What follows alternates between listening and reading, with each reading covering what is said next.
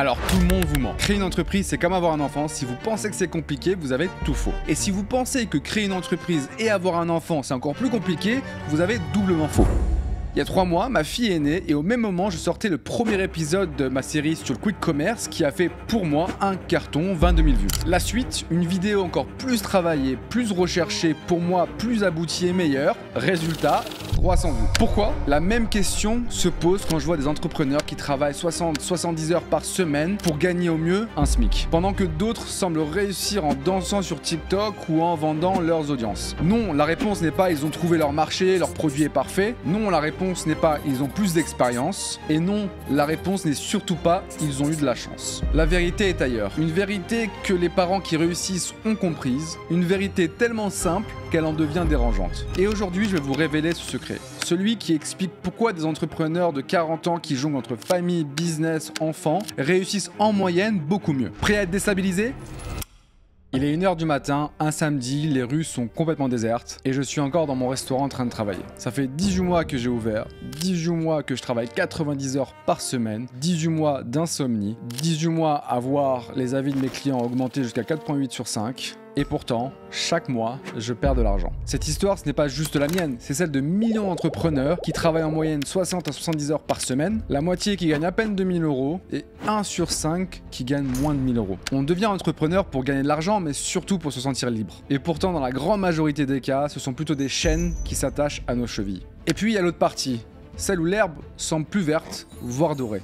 Cet infopreneur que je connais qui génère plus de 300 000 € par mois de chiffre d'affaires, sans bureau, quelques employés. Alors oui, il travaille, mais beaucoup moins que la majorité des entrepreneurs. Ou encore Céline, c'est mon exemple préféré. Cette jeune maman ex-auditrice dans un grand cabinet qui a tout plaqué pour ouvrir un food truck en forme de tuk-tuk à Rennes.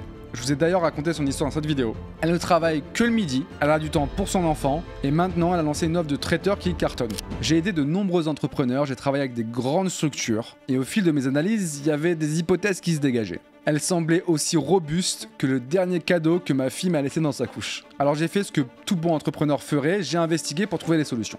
J'avais plusieurs suspects en vue. Premier suspect, le fameux Product Market Fit. Product Market Fit. Product Market Fit. Product Market Fit. Product Market Fit. Il faut trouver ton marché et répondre à une douleur forte de tes clients. Mais comment expliquer que j'ai vu des restaurants identiques dans la même rue avec des cartes similaires, l'un cartonne et l'autre coule?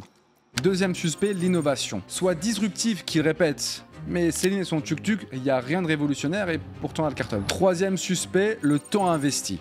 Travaille plus que les autres, ce fameux hustle que les Américains adorent nous partager. Alors pourquoi les entrepreneurs qui travaillent le plus semblent être ceux qui gagnent le moins? Il faut prendre des risques énormes, fais all-in, c'est comme ça que tu vas réussir. Vraiment, j'ai vu plus de succès chez les entrepreneurs qui avancent pas à pas mais qui leur permet de tester et d'itérer plus rapidement. C'est l'idée qui fait tout. Étrange, j'ai vu des idées géniales échouer et des idées super simples cartonner. Comme par exemple ce peigne anti-push sur Amazon avec des milliers de ventes. Fais tout toi-même, c'est comme ça que tu vas comprendre ton business. Ah bon? Comme les entrepreneurs qui se noient sous plein de tâches pendant que d'autres délèguent et réussissent. Et si on avait juste tout faux depuis le début? Et si la réponse n'était pas dans les livres de business, pas dans les écoles de commerce, et surtout pas dans les masterclass à 997 € payables en 18 fois? L'inconnu qui me manquait dans l'équation, je l'ai trouvé lorsque ma fille est née.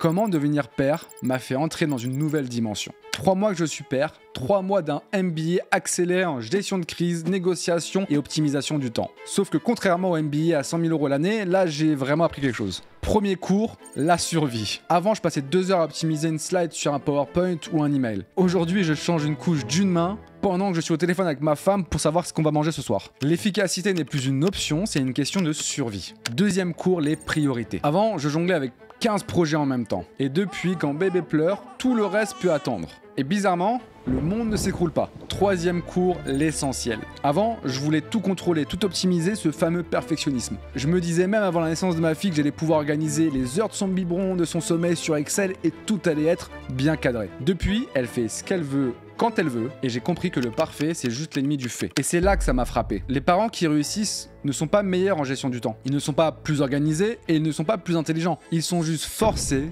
de simplifier. Mais simplifier, c'est compliqué. Il est plus facile de complexifier que de simplifier.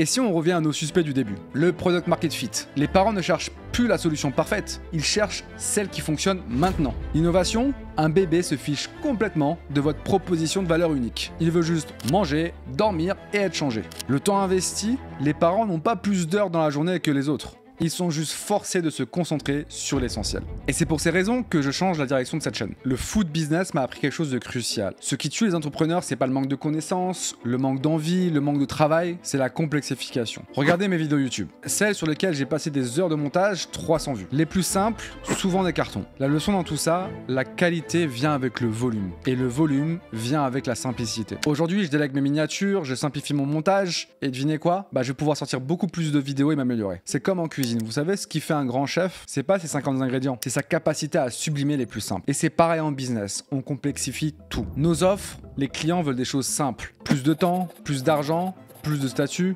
etc. Nos process, on en crée des dizaines que personne n'utilise jamais. Nos organisations, des postes obscurs où on sait pas trop ce qu'ils font, moins égale plus. Et attention, le train de la simplicité est en train de s'accélérer. Avec l'IA qui arrive, les gagnants seront ces solopreneurs, ces petites équipes qui l'auront compris. Ceux qui, épaulés par ces agents IA, feront plus avec beaucoup moins. Oui, ça fait peur, mais c'est déjà là, donc vaut mieux s'y préparer. Et c'est cette recette que je vais désormais partager avec vous. Vous simplifiez le monde du business et rendre vos business beaucoup plus simples. Un peu plus large que ce que je faisais avant, mais toujours aussi bon. Et comme tout bon chef qui se respecte, je vais vous donner mes secrets, mes outils, mes systèmes. Et ça commence aujourd'hui. En description, ma newsletter, 2-3 fois par semaine, une phrase simple pour vous aider à transformer et simplifier votre business. Et pour les premiers à rejoindre ma brigade, je vous offre tout mon livre de recettes, mes systèmes et mes outils que j'ai créés pour mon entreprise, mais aussi pour mes clients, une valeur estimée quelques millions d'euros. La simplicité, c'est comme une bonne recette. Une fois qu'on l'a, on se demande comment on a pu faire autrement.